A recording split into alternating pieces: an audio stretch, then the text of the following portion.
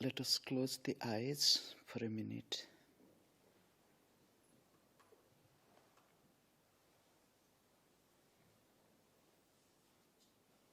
Calmly concentrate within.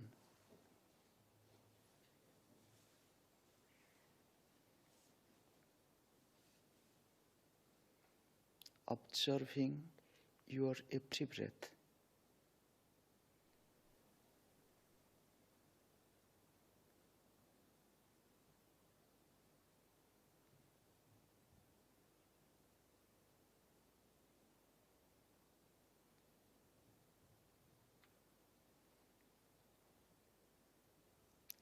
With your breath, remember the Creator who created this universe, including ourselves.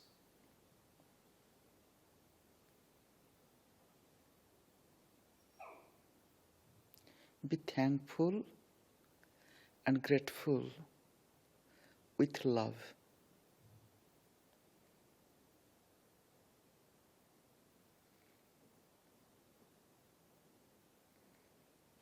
I bow to God,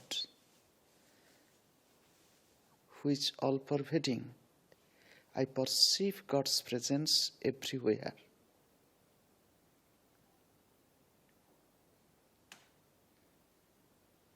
I bow to all the divine incarnations like Krishna, Christ, Moses, Muhammad, Buddha, Rama, Zarathustra, Nanak, and to all.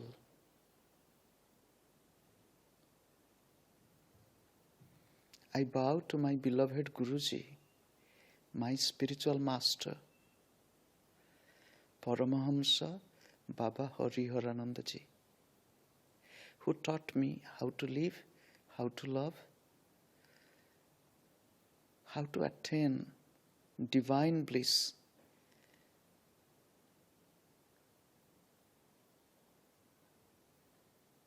I bow to the lineage of Kriya Yoga masters and the masters of all different spiritual paths. I perceive the presence of God within you all. It is not mere words, it is my personal inner experience. I bow to you all. I give my love, heartfelt love to you all. Om, Amen. Good evening.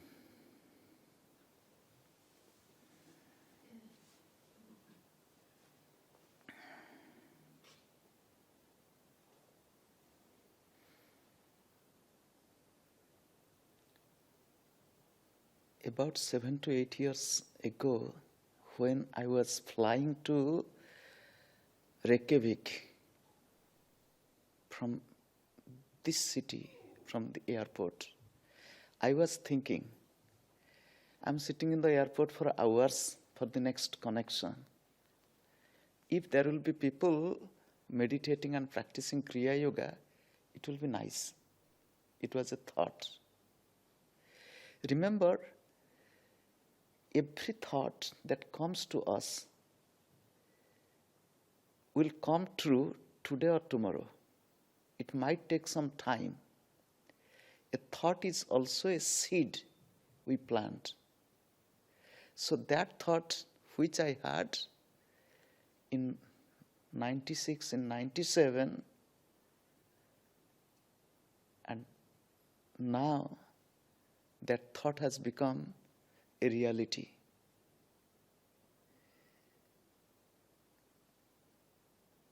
Nothing happens without a deep desire. This creation is a thought of God.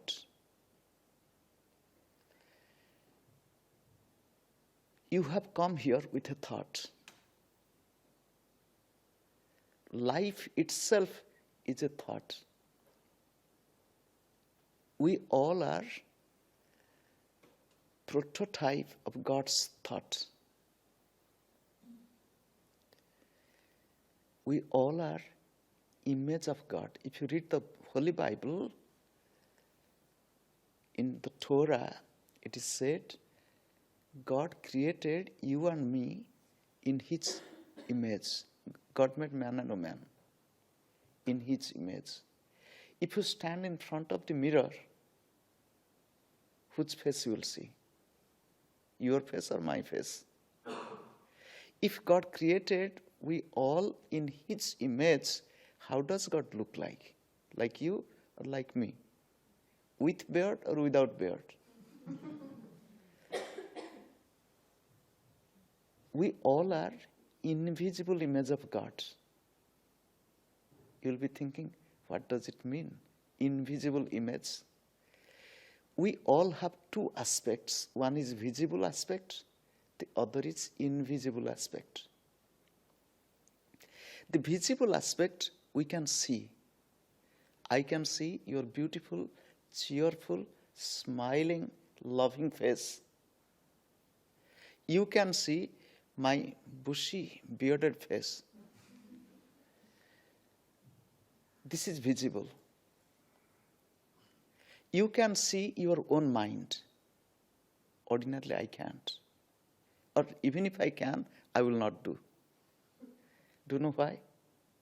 To know your mind, to study your thought is just like reading your diary without your permission. You have a diary. You write down what you do, what you think, without asking you or without your permission to open the diary and read your diary. It is the same thing to know your thought. Why should I?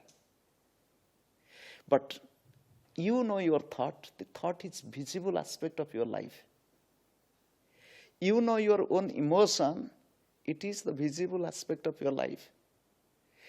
Emotions and thoughts are reflected in the face. When you have a very cheerful thought, happy thought, your face is blooming like a flower.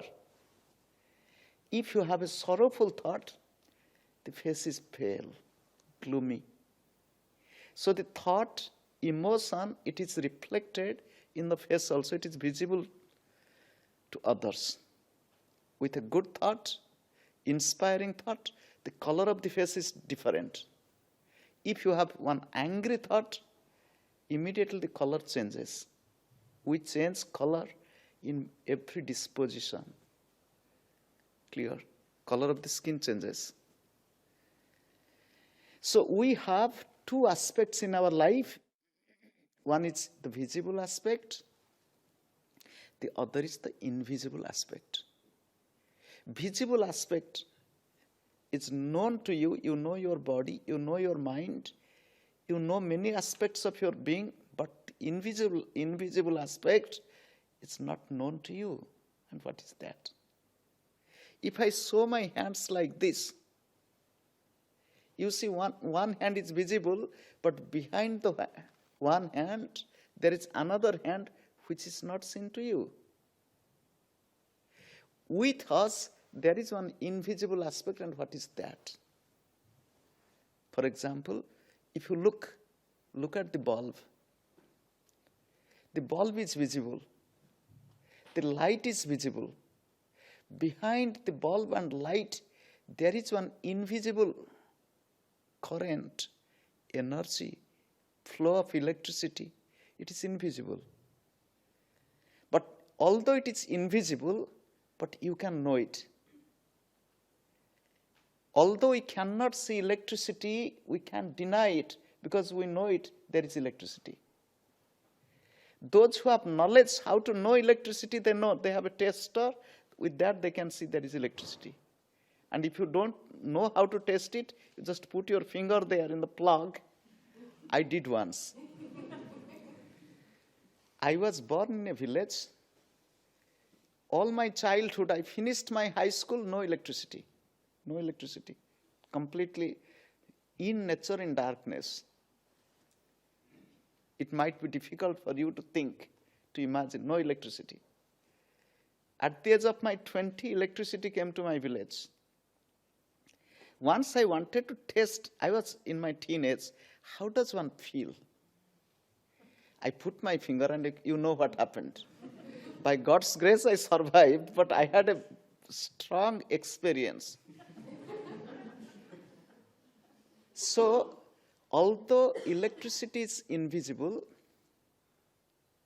but it has its existence, reality, and those who know, they know. In each one of us, there is one invisible aspect, and that we really are. What is that? In English, we call as the soul, and some they call the self, the invisible aspect in our life. Just like because of electricity, the bulb gives light. Without electricity, there is no light. Similarly, because of this invisible soul, there is light, there is life. Without the soul, we have nothing.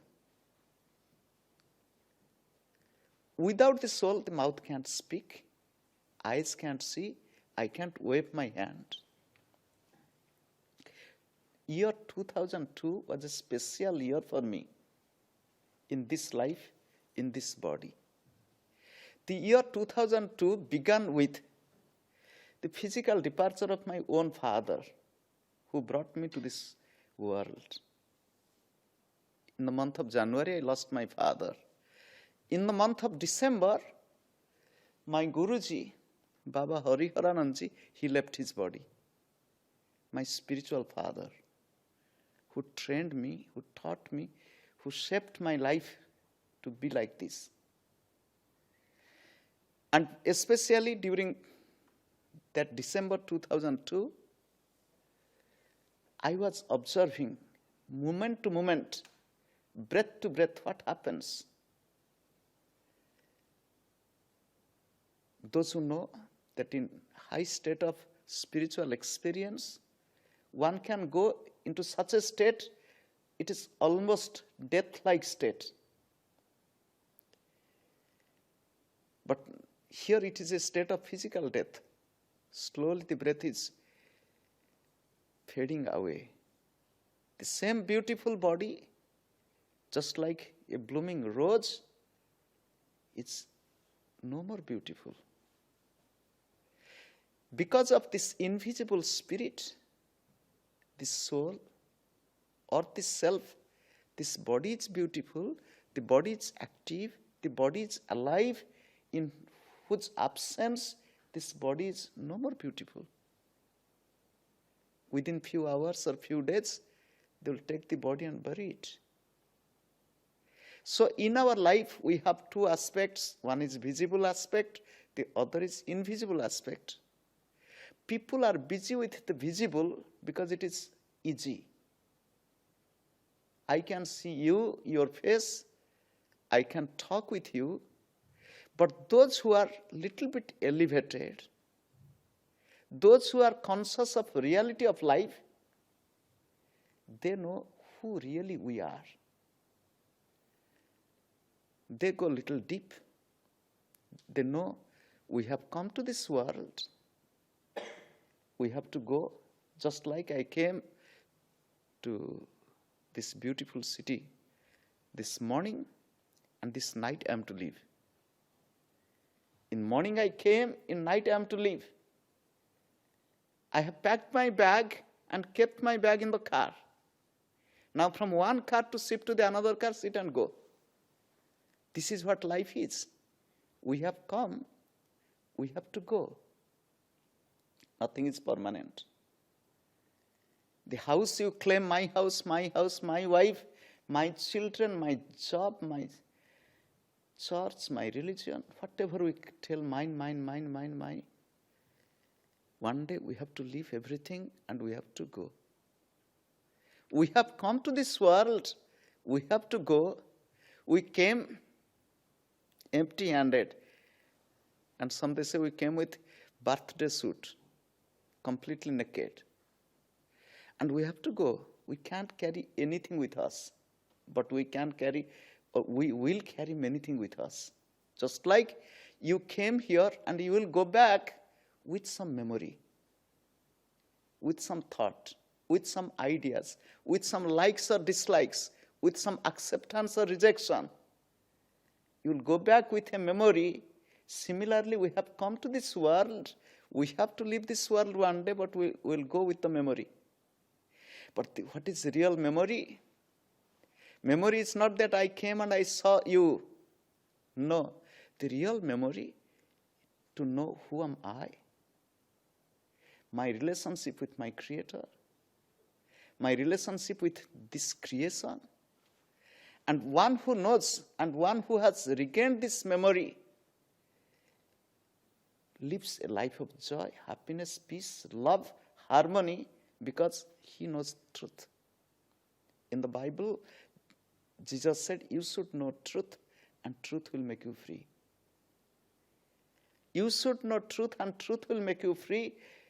Knowing truth means knowing your own essential nature, knowing God, knowing the relationship with God and God's creation. When I know this, I can live a really better life. When I know that I have to leave this evening from you, I will not be attached. Rather, I will know that I have to go. I will prepare myself in a nice way to go. As I told you, we have come to this world and we have to go. We have come to this world to grow. Physical growth is not enough. Body is growing from baby stage to the youthful stage, adult and old. The body is growing. But this growth of body is not enough. We should grow from within. Inner growth we need. The growth in heart, the growth in spirit, the growth in love, the growth in joy. That we need. And for that growth, really we don't need so much of preparation.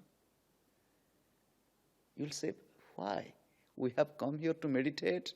There is so much of preparation. Remember, to love there is no preparation. And nobody can teach how to love also. You just look at the baby in the arms of the mother.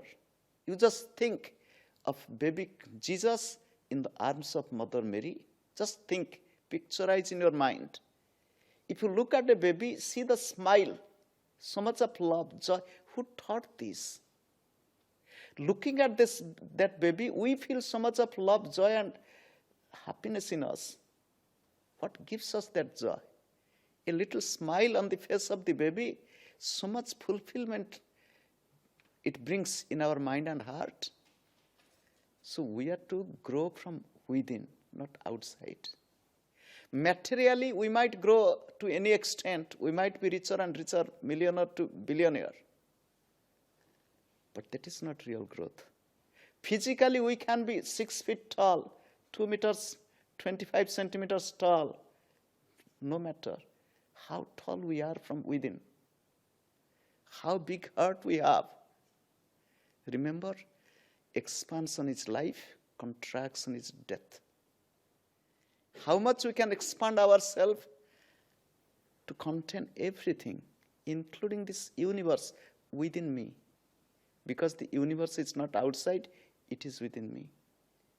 The Creator is not outside, the Creator is also within me.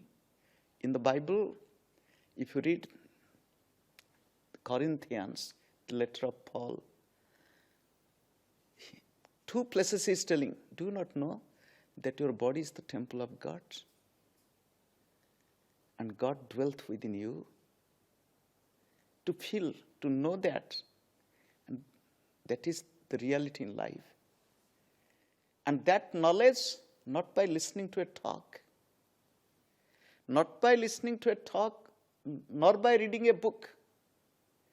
And that should come from within as an experience. You might have read a lot about India. You have nice movie. You can watch what is going on in India, but it is not the same as you see in your own eyes. I read about this country, this city, when I was a schoolboy in geography. But that knowledge is not real knowledge. It is mere information. When I am with you, I look at you, I look at your beautiful country, people, then my knowledge is much more, and knowledge is complete. So knowledge becomes complete when we have experience. Only information is not knowledge. And when we have direct experience, we get transformation. So knowledge is information, informative knowledge, but when it is applied into our daily life, we get transformed, and that is the real knowledge we need. But what to do? How to get it? How to get this knowledge? Knowledge of who am I? Self-knowledge. Knowledge of God. Knowledge of my Creator, not theoretically. Theoretical knowledge is just like pointing the fingers. Go to the second floor, the hall is there. The mark is there in the sign. But you have to come. When I was young, I was searching from my childhood to find the reality of life. Physically, I was suffering a lot. Mentally, I was equally stronger and searching for truth. What is the reality of life? Is this to live a body-conscious life, satisfying human ego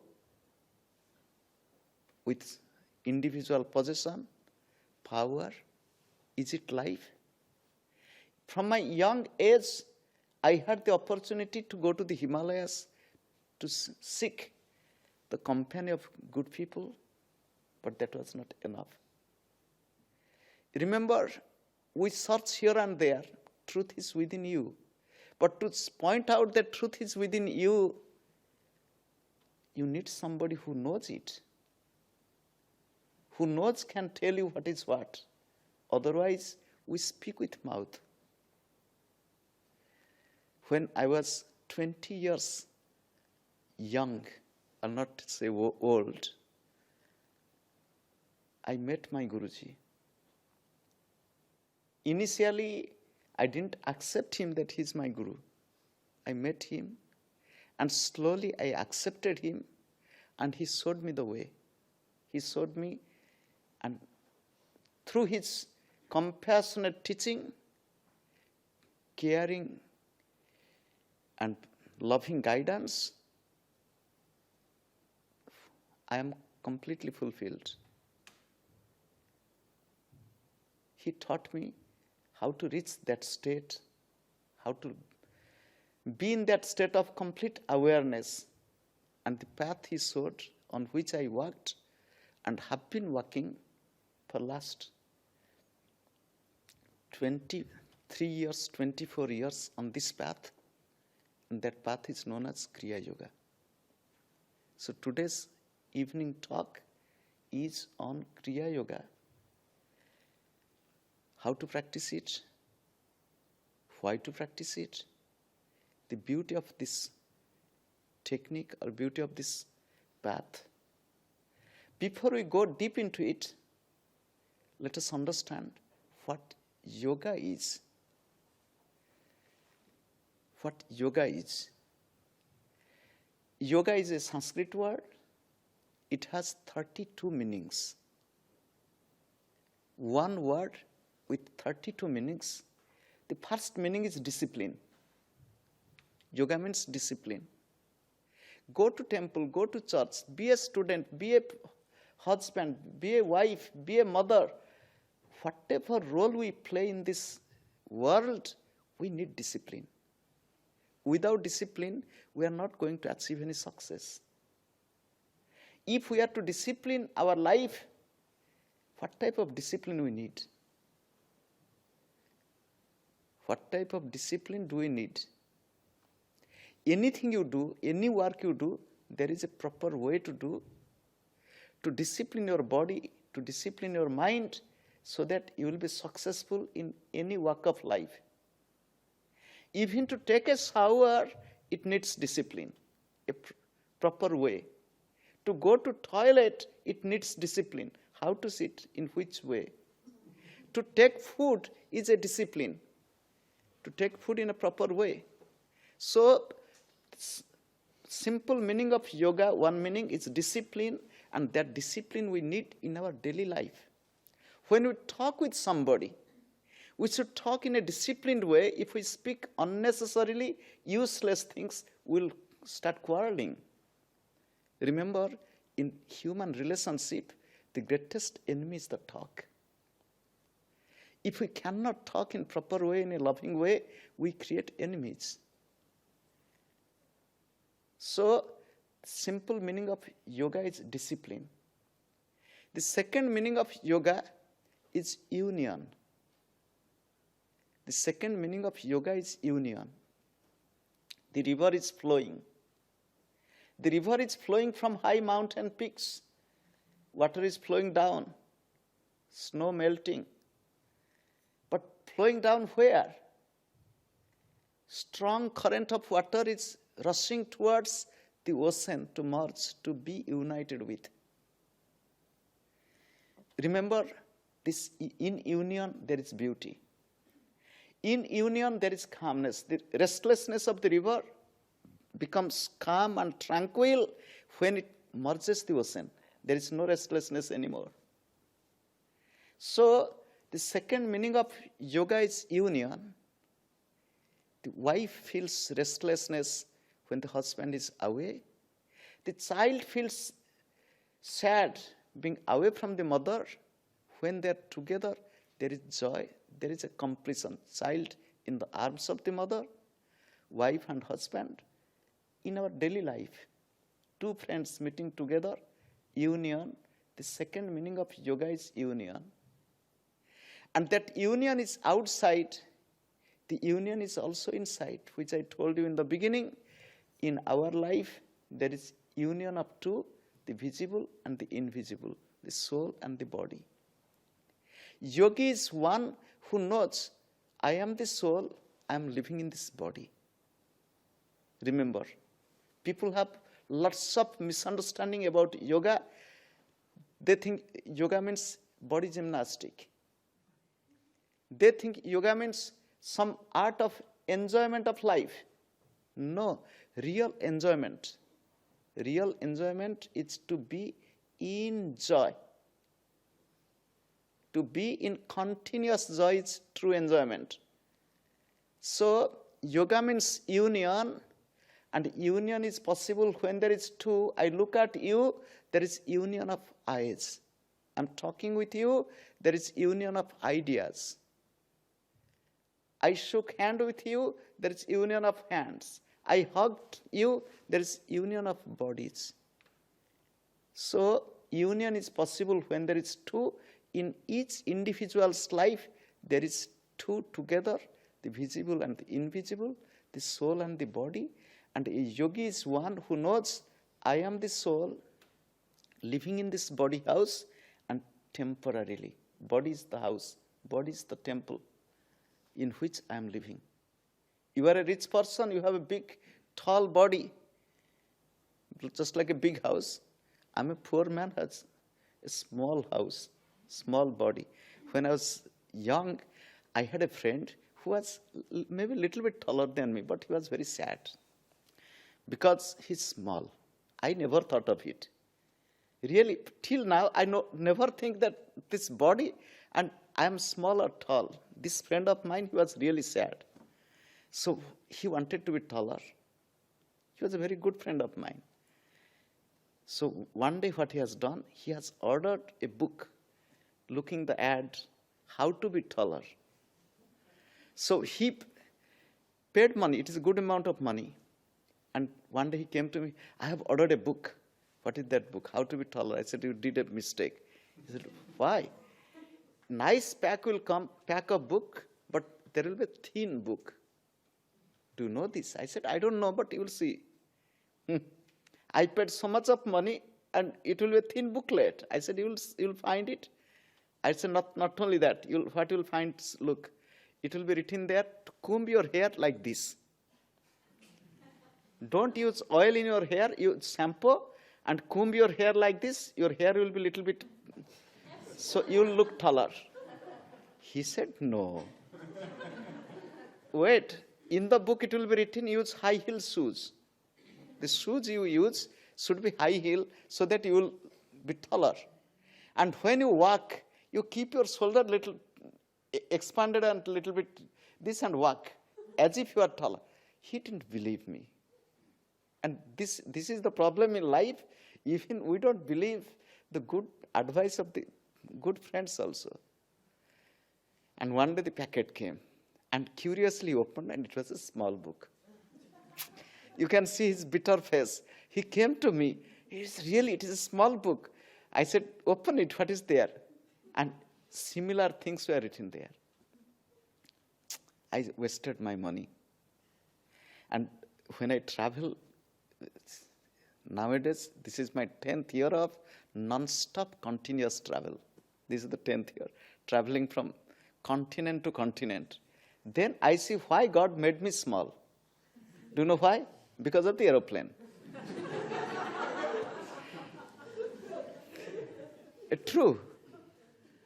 So I can fit anywhere, and I sit in the plane just like this, lifting up my legs, sitting on the chair. Even if it is economy class, no problem. I can sit like this. I don't eat in the plane. I drink plenty of water. I sit like this. And sometimes the stewardess and others come and, are you not hungry? You sat like this. Even very rarely I change my legs. Sometimes I go to restroom.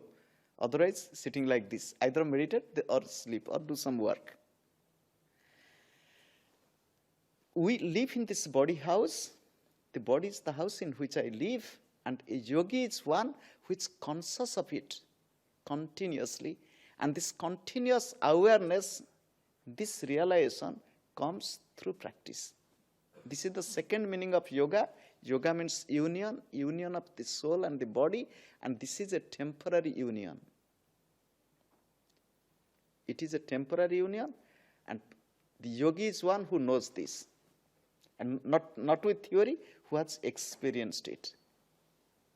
Now, what is the meaning of Kriya? We are talking of Kriya Yoga.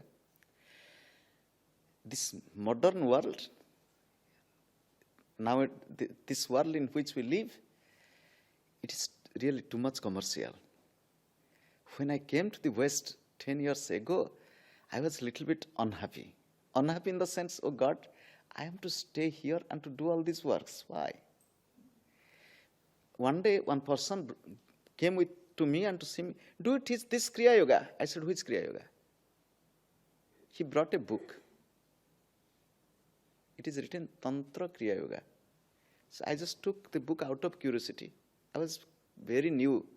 Just opened the book, closed it, I said, take it. It is not the Kriya Yoga we teach. There are some strange pictures of man and woman and so on. Just I opened and closed it, we don't teach this. In this modern society, too much of commercialization, and people, even without knowing what they are doing, they tell something, they teach something. And in the Bible, if you read, it is said, a blind cannot lead the blind. A blind cannot lead the blind. So there are many types of yoga people are teaching. There is one yoga, it's hot yoga, not hatha yoga. Hot, H-O-T. Hot, I said, what hot yoga? Then I found that they make the room very hot. And with hot room, you can put on so much of clothes. You have to remove and to do some exercises. This is hot yoga. And some people do. They like to sweat and to do some exercises, hot yoga. There is some yoga, laughing yoga. They sit down together and they start laughing. They laugh so loud. For 10 minutes, 15 minutes, they laugh. And then they go. They're happy. And to laugh, pay some money. So they begin some. If you study the yogic scriptures, these classical yogic scriptures, I'm just telling for your reference, the most authentic textbook on yoga in Sanskrit is Yoga Sutra Patanjali. If you go to open this book and don't read the explanation, just read the simple transliteration in English. You can read what is there. Just read yoga, yoga, yoga, yoga, yoga, yoga. But which yoga? Are you talking of Hatha yoga or Ashtanga yoga, Raja yoga, Bhakti yoga? There are many types of yoga. Which yoga? He's talking yoga, yoga, yoga. Which yoga? Then in this same book, you will find the name of only one yoga, not any other yoga, and that is Kriya Yoga. I'm telling, and you can go and refer to this. Yoga Sutra Patanjali, the second book, because it is divided into 4 sections. And the second section, which is known as Sadhana Pada, the path of practice, the first sutra is Tapaha Swadhyaya Ishvara Pranidhanani Kriya Yoga.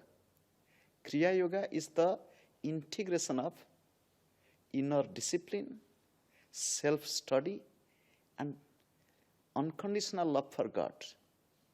This is Kriya Yoga. Why do I quote this sutra? Because this Yoga Sutra Patanjali, referring to Kriya Yoga, tells us it is the ancient system of meditation. I am telling the. Why? Because there is no name of any other yoga. Kriya Yoga is the very ancient system of meditation. You can find the reference of Kriya Yoga in the Upanishads, in the Bhagavatam, in Yoga Vasishtha, in Yoga Sutra Patanjali, in many classical spiritual books of India. Kriya Yoga, the second word is Kriya. Kri means activity, Ya means divinity. Kriya. I'm talking. You are listening. We are looking at each other. Day and night we are working. Any activity, if it invokes divinity in us, if it reminds God's presence, God's love, that is Kriya. Kri means activity, Ya means divinity, Kriya. To talk with love, to look with love, to look with consciousness, to speak, to do any work, take food, put food in the mouth, taste it. Through that taste to remember God, the beauty of God. So through any activity, if we are conscious of divinity, remember when one is conscious of the divine, is free from other things, full of love. Because darkness and light cannot coexist. So when one is conscious of the divine, one is free from ego, emotion, jealousy, falsehood is in truth. Kri means activity, Ya means divinity, Kriya and Ya, Kriya, through every activity to be conscious of the divine. Now, how is it possible? It is possible, as I told you, it is possible how? The third meaning of yoga. Third meaning of yoga is yoga samadho. Samadhi means meditation. Here samadhi means not realization. So another meaning of yoga is meditation. What is meditation? Now, when the concept of meditation comes, it is always associated with mind. Meditation is always associated with mind. You'll ask then, what is meditation? Ordinarily, mind means many thoughts. There is a flow of thoughts. Concentration is one thought for a good period of time, or a selected few thoughts for a good period of time. Meditation is no thought. Remember, mind means many thoughts. Concentration means one thought or few thoughts for a good period of time. Meditation means no thought. So meditation is a state in which the function of the mind stops. Is it possible? When I sit with eyes closed, so many thoughts come. Hello, sir. Every night you sleep. Yes or no? You sleep every night. When you sleep in the night, do you think anymore? And if you go on thinking, can you sleep? Every night, unconsciously, you enter the state of meditation, meaning no function of mind, no thought. But you didn't do any effort. But consciously, through disciplining yourself, if you can stay in that state when there is no play of mind, that is meditation. So slowly developing the art of concentration, through concentration entering the state of meditation, and that is one aspect of yoga, disciplining your mind, the function of mind, from restlessness to calmness, from calmness to complete awareness. This is meditation. Now, Kriya Yoga meditation is based on few things. What are those? Few spinal exercises, some breathing techniques, going into inner state of calmness, listening to the sound of silence, seeing the light of the third eye, and then deeper and deeper level of awareness. You'll say, what does it happen? If you remember what I told, Kriya Yoga is based on simple, easy spinal exercises that we need. Spine is the gift of God to human beings. If you look at the creation, most of the animals, they keep their spine parallel to the ground. The dog, the cat, the tiger, the elephant. Those animals who keep their spine little bit inclined or vertical, their intelligence is higher. Example, the dog can sit like this. So monkey can sit like this. We the human beings, except while sleeping, we keep the spine vertical to the ground. If you want to stay young, stay healthy, take care of your own spine, let your spine be a little bit more flexible, then your spine will be healthier. Flexibility of the spine, flexibility of the life. Stiffness of the spine, stiffness of the body, stiffness of life. So to keep your spine a little bit more flexible, and spinal exercises. The second is some breathing techniques. Now I'll give you a simple example of breath and life. When your mind is restless, for example, if you have some fear, tension, anxiety, or anger, during these states of mind, how is your breath? Breath is fast. Your heart pumps faster, talk. So, during the stressful, emotional, disturbed state or in anger, the breath is faster and the heartbeat is quicker. On the reverse, if your mind is peaceful, if you are sleeping, if you are relaxed, your breath is more slow and rhythmic. That's why the yogis say, if you want to regulate your life, regulate your breath.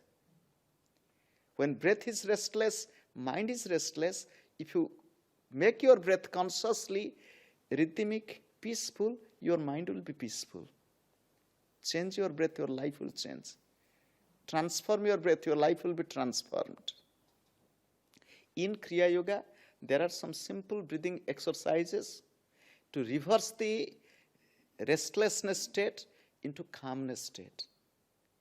Then in Kriya Yoga meditation, to go into the inner calmness so much to hear the sound of silence, Om sound, Amen sound, the primordial sound, one can hear it continuously. Day and night one can hear. I'm talking with you, I'm hearing that sound. Simultaneously, I'm talking and I'm hearing. You can hear that sound. You can see the light with eyes closed, you can see the light within. When one advances in meditation with eyes open, one can see the light with eyes open, but through practice. So,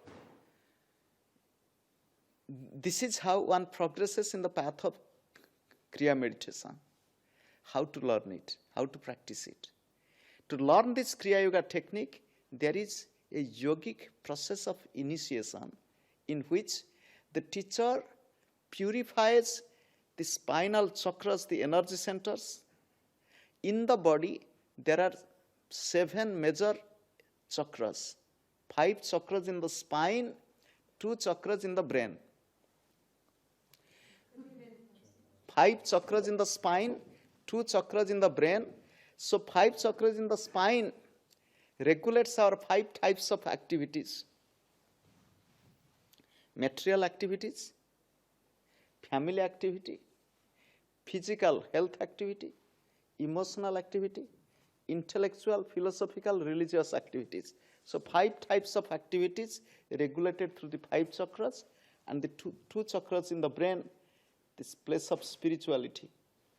So during initiation, the teachers purify the chakras and help the student to listen to that sound, to see the light, to perceive the flow of energy in the body. And after initiation, this technique is taught. This technique is handed down directly by the teachers to the student, and this is the lineage. If you look in the picture, this is the lineage starting from Babaji, Lahiri Mahasaya, Sriyutewuar, Yogananda, Satyananda, Sanyal Mahasaya, and Baba Hariharananda. This lineage comes down in this way. So there is no written book on the technique. There is no book which you can read and practice. No. There are some books to know the theory, to get some ideas, but to learn the technique, you are to come directly in touch of the teacher and to practice. And after initiation, as you have heard in the introduction, we encourage each student to come at least to 3 guided meditation classes so that one can learn the techniques. And especially on this Saturday, there will be teaching step by step how to practice, and then there will be practice classes Saturday, Sunday, like this. And here in this, our lineage, there is a direct teacher and student relationship. To, if there is any doubt, to ask questions. And there is a regular program where the teacher and students come together and practice and helping each other to grow. So with this much of introduction, how to live a better life through practice of Kriya Yoga, the life of love, life of calmness, life of peace, physically, mentally, to have better health, and to be constantly aware of inner divinity. Now we'll spend little time for question and answer. Usually what I do, instead of answering one-to-one question and answer, I usually tell to ask all your questions in the beginning, whatever questions you have. Once your questions are finished, then I'll try to answer if I know. And don't think I'm an encyclopedia, I know everything. And I don't claim that.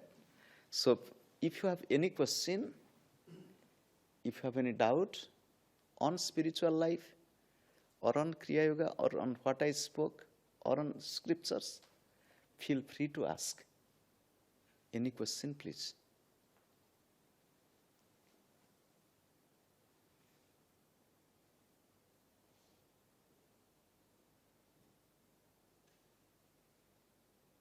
Please. Can you describe the state of samadhi? Thank you. Can you describe the state of samadhi? Any more question?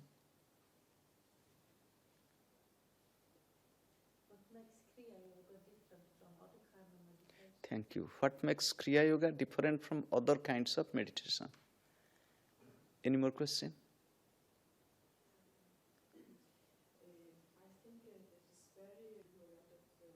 Thank you. Thank you. So she's telling that you feel more quietness in the body by practicing Kriya Yoga, and what she has heard or read, that you should keep your body more active, more vibrant. Any more question?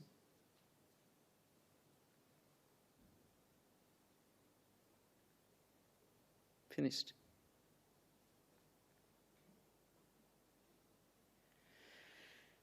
God bless you all. the less questions imply few things. You have understood mostly, or you have understood almost nothing.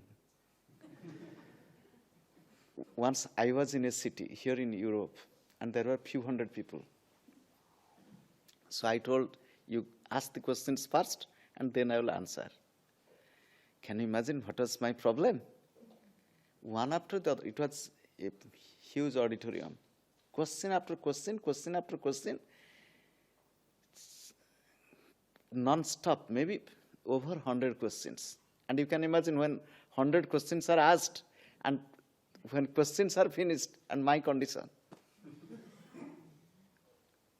When I was young, before being a monk, I was teaching economics in the university.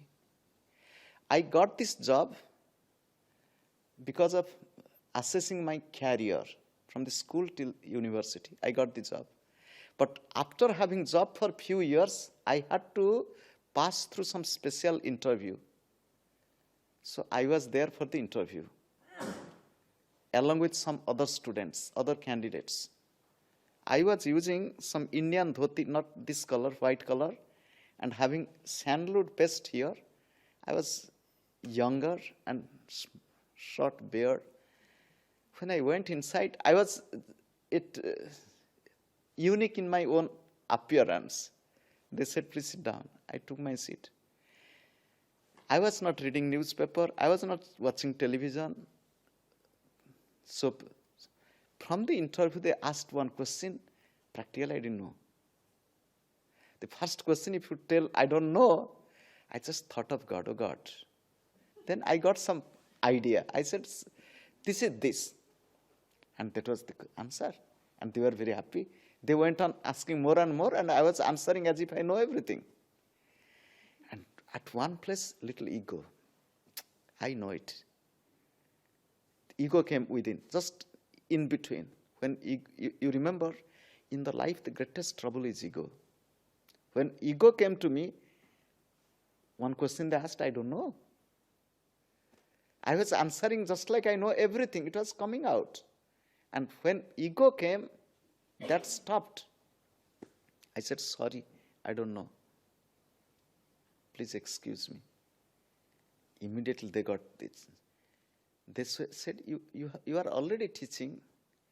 In your university, if somebody will ask you, a student, and you will say, I don't know. Why I'm telling, it is because of ego. That day, by God's grace, I just thought of God and thought of the gurus. I said, do your duty. By God's grace, I answered all the questions, one after the other. And at the end, somebody stood up and said, we have one question, please. I said, no more. One question. I said, what is that? How could you remember all these questions and answer? What is the secret? I said, maybe it is practice of Kriya Yoga and the grace of the gurus. Maybe it is because of Kriya Yoga and grace of gurus. Now the first question was, can you please explain about samadhi? Have you taken honey? How does it taste? Can you explain sweetness? Why not? You know what sweetness is. You know what sweetness is, but you cannot tell what it is. Am I clear? Similarly, in reality, samadhi is a state. One who has experienced knows what it is, but cannot tell what really it is. Am I clear? Just like you take honey in the tongue, on the tongue you taste the sweetness, you know what it is, but you can't tell what really sweetness is. If anybody wants to taste sweetness, you will tell, open your mouth and putting little honey, and that is sweetness. Experience cannot be expressed. And whatever we express with words, it is not really experience. So samadhi is a state of being or state of experience which we cannot express. It is a state. It comes through deep meditation. This state has, one is going into that state, the other is the effect of that state. Going into that state, you need some effort, and after that, once you are there, you are there. But the effect of that state, if you reach that state, when you come back into this world or body consciousness, you experience that inner state of calmness, love, peace, joy, and happiness all the time, continuously. Okay? There are different stages of samadhi also. Just like if I put some sugar on your tongue, you'll say, it is sweet. If I put honey, you'll say, it is sweet, but it is different. Am I clear? In honey also, there are different, you can find acacia. It has, in India, if you go, you'll find neem flower honey from neem, bitter. It is sweet, but if you keep on the tongue, there is a very mild touch of bitterness. So all are sweets, but there is a variation or there is a differentiation in the taste of sweetness. Similarly, in deep meditation, when one goes deeper, deeper, deeper, there is different states of experience, different states of samadhi. When one practices spiritual discipline, the first state of samadhi, mind will be free from doubts. You will achieve such a state, you will not have any doubt. It is very peaceful, calm state. Mind is clear. Everything, it is a state of samadhi. Another state of samadhi, this name of this samadhi is Asam Shakti. The second is Sattapati. In that samadhi, you will perceive the same power of God in all.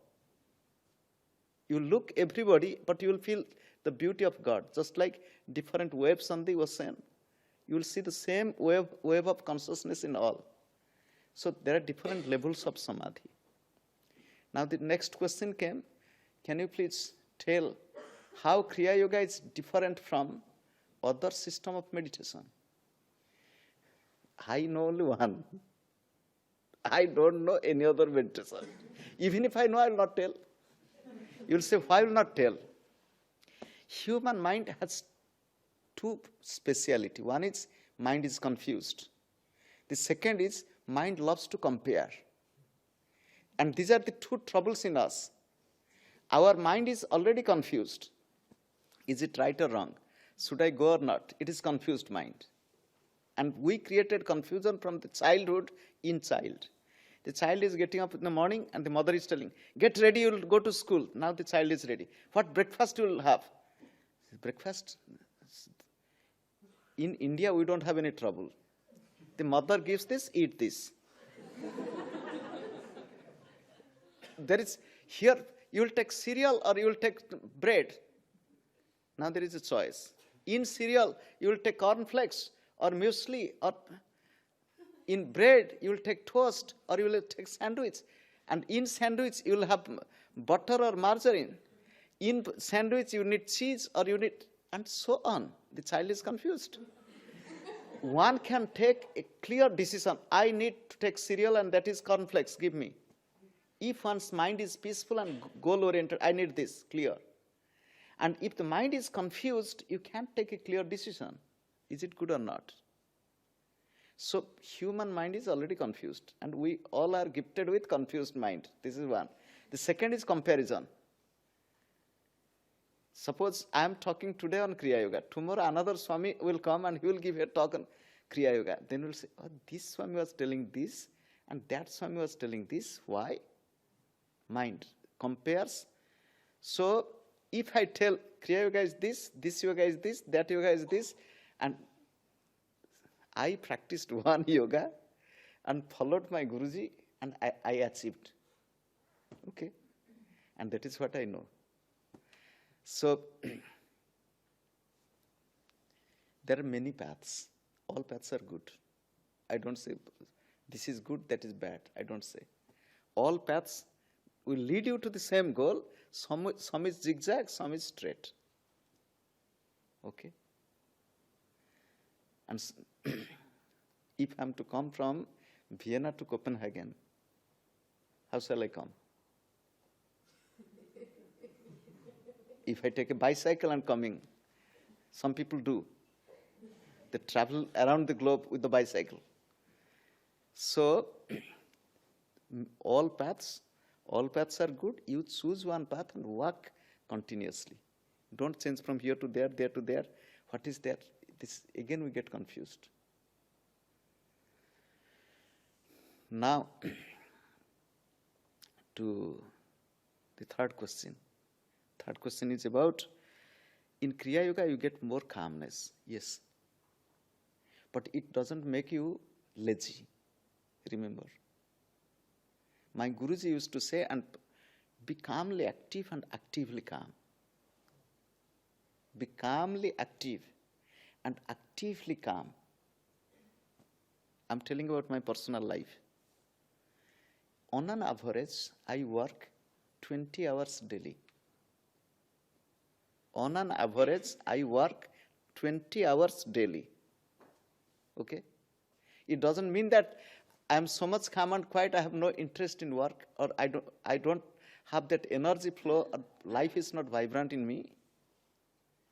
So Kriya Yoga has two aspects. In deeper level of meditation, you experience that calmness. In Kriya practice also, I told you there are some exercises, some bodily movement also. And in practical life, daily life, through every activity, through every movement, to be conscious. So it is not that you withdraw yourself, you become too much introverted. It is not like that. There is a harmony, a balance between the two. We are to live in this world. When we live in this world, we should be active. We should be vibrant. We should approach everybody in a positive way. This we need. But it should not bring restlessness, tension, emotion in us, but it should simultaneously give calmness, peace, and love. And that Kriya brings. Okay? So as my Guruji said, again to repeat, to be calmly active and to be actively calm. So through every activity, to have that inner state of calmness, that Kriya gives.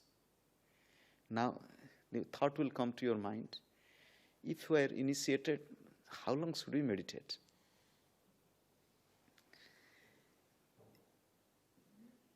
Being with my Guruji for physically over 22 years, and teaching as he taught Kriya Yoga, it is during his time nearly 11 years I taught. 11 years of student, rest time, student and teacher, like this. So we both were in many public talks, he and me. He will sit down and sometimes he will relax. Once in one talk, it was in USA. He said, I'll lie down. There was a place where he could lie down. So while lying down, he slept. And he was snoring. And when he was snoring, and you can hear in the hall, few hundred people. And so I said, look, don't smile. It is the beauty of Kriya Yoga. You can relax at any place at any time. You are not to waste your time. So I finished my talk. Then I told Baba, yes, Baba, the talk is finished. Talk is finished. Then he sat up and immediately started talking. From sleep, just in a few moments, he sat and he started talking. So, whatever I spoke, he was snoring. You'll think that he's sleeping. So, he said this, but it is not that, it is this. Like this, we talk like this. One day we are giving talk. I said, you should meditate at least 20 to 30 minutes time daily. My Guru said, no, don't listen to him. Immediately he interfered. 5 minutes. Then I said, Baba is telling 5 minutes, but remember, he's telling 5 minutes, but you have to practice 24 hours. And many times what he will do, we are sitting together and he will push my back. Tell this. He will prompt me, pushing my back. Tell this. You are going in one flow and he is telling, tell this. Immediately there will be a diversion in your thinking and speaking. But we had very nice combination. Sometimes people come and ask after the talk, he was interfering in your talk so much. How could you adjust so nicely? I said, what do you know about our relationship? There is no interference. 20 minutes, 30 minutes of practice. You have to practice 20 to 30 minutes time. But even if you give 20 to 30 minutes time, you will gain a lot. You will ask how to gain. It is, we give 20 minutes time. 20, 30 minutes time you practice, but the calmness you achieve, it will increase your efficiency. Whatever you did before in few hours, you can achieve it even in shorter time. Suppose a student is reading a book. To read a book, previously he took 8 hours. With calmness of mind, he can read it in 4 hours. So he gained 4 hours time. Even if you give little time for meditation, you are not losing it, you are gaining it. With this much of introduction, I will take leave from you in this talk to give little rest to my tongue. The tongue has worked so much. Again to remind you, life is a gift. Life is a gift of God. And to use this gift intelligently. Those who know German, in German, gift means poison. Gift, poison.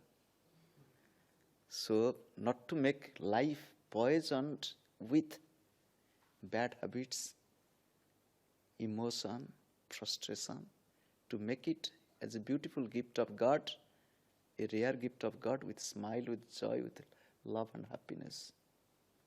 And it is in our hand. If we really want, we can do it.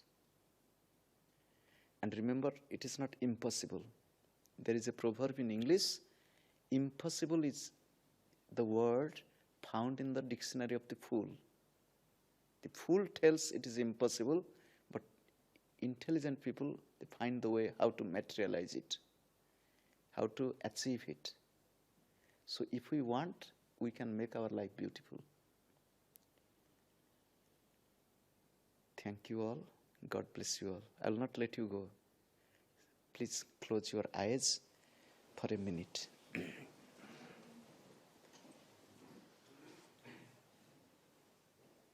Calmly concentrate within.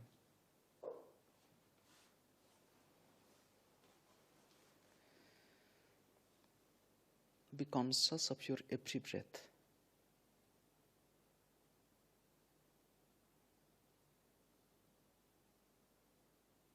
With inner prayer.